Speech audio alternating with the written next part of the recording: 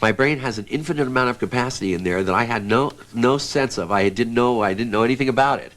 But there it was, and I've seen it, you know. I not only saw it, but I walked around in it. I had a million incarnations in it. I lived and died in it, you know what I mean? I had experiences beyond anything I've ever experienced, more real than anything I ever experienced in this world, you know. And I mean, I was packing that knowledge around with me, you know what I mean? So the thing of this door opening was like, it was one of those things that we were all inducing it as well as perceiving it, you know what I mean? It was, I mean, it's hard to say.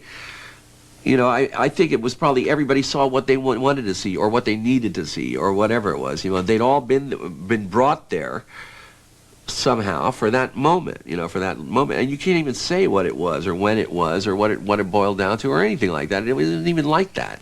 It was just something, you know. And, but for me, it's been enough energy to keep me going this long, you know, and I don't see any end, you know, at least for me.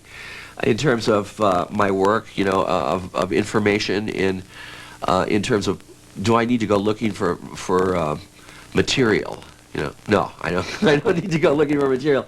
I have like an infinite amount of material has been deposited, you know, and all I have to do is like tune into it, which is real easy to do because it's always there, you know. So it's, you know, I mean, you know, I don't know how to say it except that it's real to me. You know what I mean? That those experiences were real to me, and nobody can take that away from me. The realness of it. You know what I mean?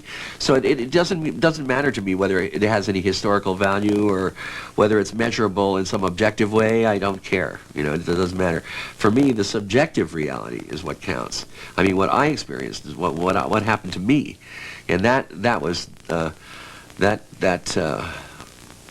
there's a lot. I know a lot of people who shared something like it, their own version of it, you know, and who are still moving with that energy. That energy is propelling us, and that energy has also gained enough momentum over the years to do everything. I mean, it is partly responsible for all the things that have happened historically since then, in some way. You know, it's part of it. It's part of the gain in consciousness that the last half of the century has represented.